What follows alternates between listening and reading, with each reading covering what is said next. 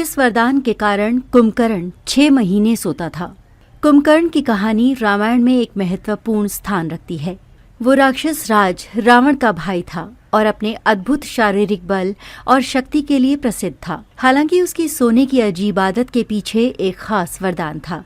इस कथा को समझने के लिए हमें कुंभकर्ण के जन्म, उसके वरदान और इसके परिणामों के बारे में विस्तार से जानना होगा। कुंभकर्ण का जन्म और उसका परिवार। कुंभकर्ण रावण और उसकी बहन शोभा की संतान था। वो राक्षसों के कुल में पैदा हुआ था, लेकिन उसकी शारीरिक शक्ति बहुत महान थी।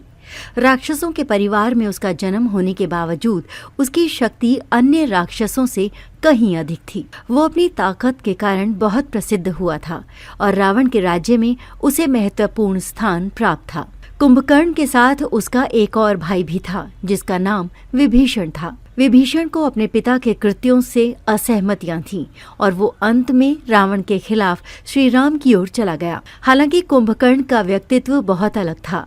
वो अपने भाई रावण के प्रति पूरी तरह से समर्पित था और उसकी हर इच्छा को पूरा करने में कोई कसर नहीं छोड़ता था। वरदान की कहानी। कुंभकर्ण को वरदान प्राप्त करने का अवसर तब मिला जब वो अपनी शक्ति को साबित करने के लिए ब्रह्मा जी के पास गया। ब्रह्मा जी ने उसे देखा और उसकी तपस्या से प्रभावित होकर वरदान देने का निर्णय लिया। कुंभकर्ण ने ब्रह्मा जी से एक बहुत ही बड़ा वरदान मांगा। उसने कहा, हे ब्रह्मा, मुझे अत्यधिक शक्ति और बल प्राप्त हो और मैं बिना थके दिन रात युद्ध कर सकूं। ब्रह्मा जी ने कुंभकर्ण को ये वरदान दे दिया, लेकिन साथ ही साथ एक शर्त भी रखी। ब्रह्मा जी ने कहा, तुम्हारी ये शक्ति अत्यधिक होगी, लेकिन तुम्हारे शरीर को संभालने के लिए तुम्हें नींद का भी वरदान मिलेगा।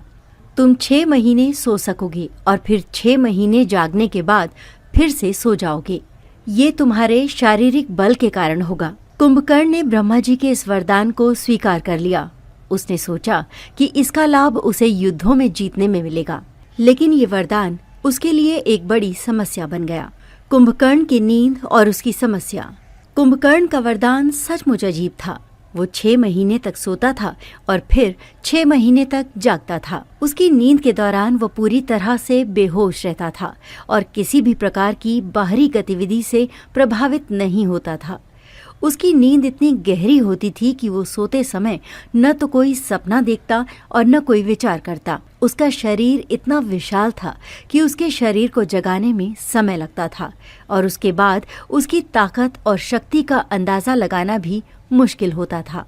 कुंभकर्ण की नींद के कारण वो कभी भी युद्धों में सक्रिय नहीं हो पाता था। उसका ये अत्यधिक सोना एक तरह से उसकी कमजोरी बन गई थी, क्योंकि जब भी कोई संकट आता वो बहुत देर बाद जागता था और तब तक बहुत कुछ बदल चुका होता था।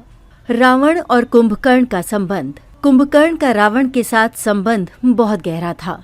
वो अपने भाई रावण के लिए बहुत समर्पित था और हर संकट में उसका साथ देता था। जब रावण ने सीता माता का हरण किया और श्री राम के साथ युद्ध की तैयारी शुरू की, तो कुंभकर्ण को भी युद्ध में शामिल होने का समय आया। कुंभकर्ण ने एक दिन बहुत ही विशाल आकार में अपनी नींद से जागकर रावण के पक्ष में युद्ध में भाग लिया। उसकी विशालता और शक्ति के कारण वो युद्ध में श्री राम की सेनाओं को बहुत नुकसान पहुंचाने में सफल रहा। लेकिन जब उसका सोने का समय आया तो उसे फिर से अपनी नींद में वापस जाना पड़ा। कुंभकर्ण की मृत्यु। कुंभकर्ण की नींद और युद्ध में भाग लेने का ये चक्र अंततः उसके लिए विनाश का कारण बना। जब राम और रावण के बीच युद्ध चल रहा था, तब कुंभकर्ण ने अपनी पूरी शक्ति से श्री राम की सेनाओं का सामना किया।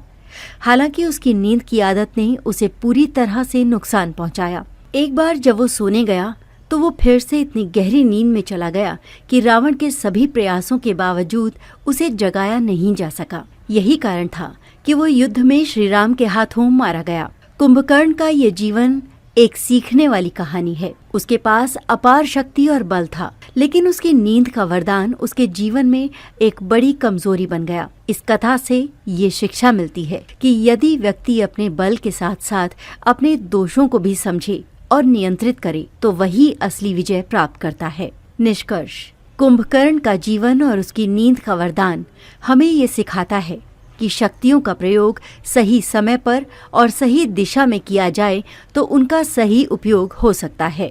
वरदान की कीमत तभी समझी जाती है जब उसे संतुलन और समझदारी से अपनाया जाता है। कुंभकर्ण के मामले में उसकी नींद के वरदान ने उसे कई बार नकारात्मक रूप से प्रभावित किया और अंततः वो उसी वरदान के कारण अपनी मृत्यु को प्राप्त हुआ।